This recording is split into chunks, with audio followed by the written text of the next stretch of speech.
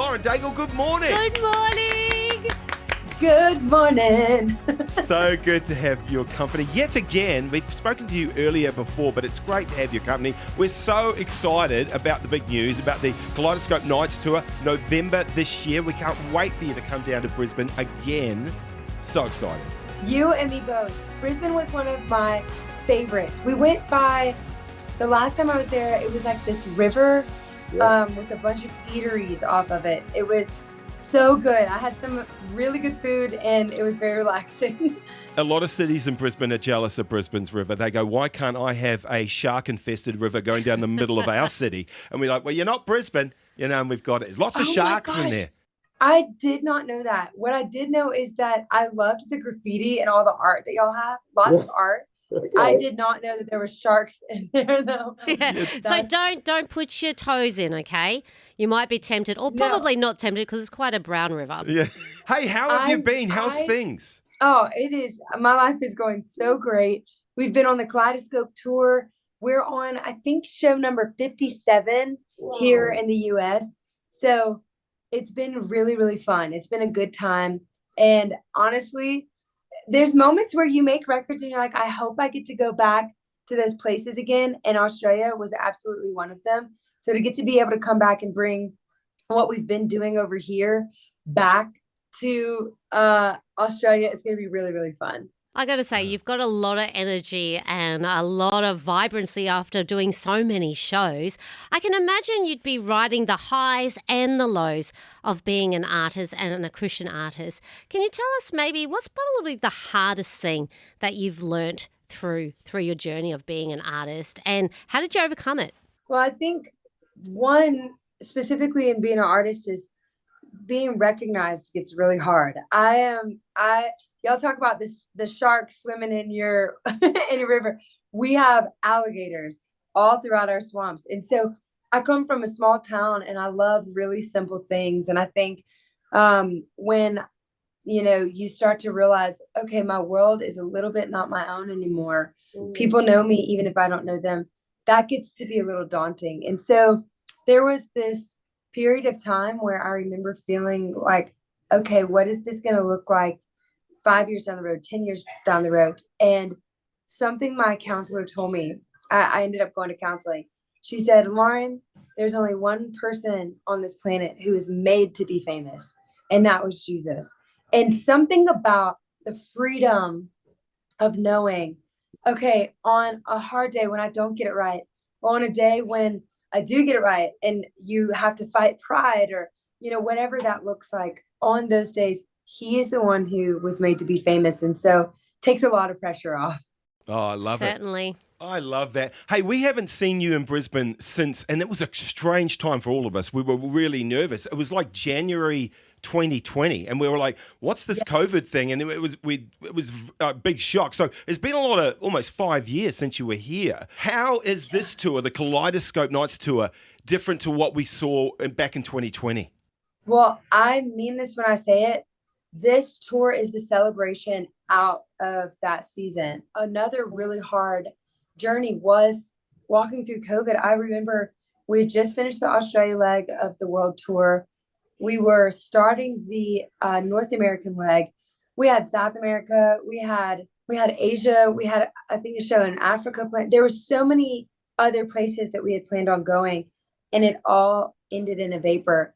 And I really struggled with depression, honestly, because it was like a dream was sitting in my hands and then it just got stripped out. Ooh. And I know so many people who have experienced disappointment like that, not to mention the state of the world at the time and a bit of the chaos. And so I wanted to make a record that reminded people of the joy of living, reminded people that we are overcomers, that we can all stand unified together, and that we are able to move on from that season with hope for the future. And so it's a record of fun. It's a record of joy. It's a record of excitement. And that is exactly what happens in the show as well.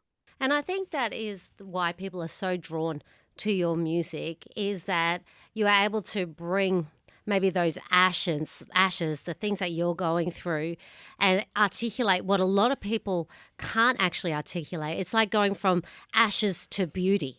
Absolutely. And I watch it every night in the show. I like see people's faces transform as we sing song after song after song. And it's quite a beautiful thing to be able to look out and see people who I don't know their story. I don't necessarily know where they're from or what they're going through, but God does, and he knows exactly how to touch their life. And so I think it's a really beautiful thing. You know what? You're coming down this time. Let's concentrate on this tour. You're coming down in November. Now, in Australia, we have a nickname for November, and it's called Movember. It's where everybody grows a moustache. Yes, and they do that. Seen it. Do they do that in the States? Yes, they do. They call it no shave November. Yeah, well, we call it shave Movember, where everyone grows a mo. And now here's the thing.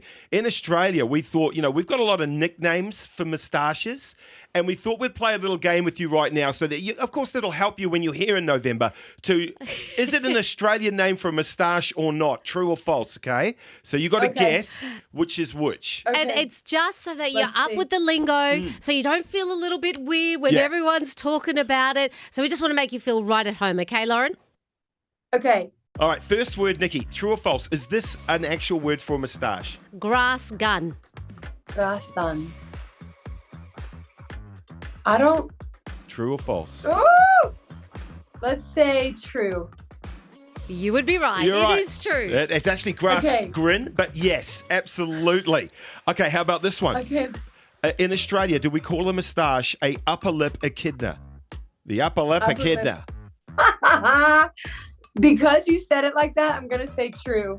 No, that was false. I don't think anyone calls it an upper lip echidna. But, that's good. You got half right. Is fuzzy wuzzy lip slang for moustache? True or false? Oh, gosh. Okay, I've said true for the other two.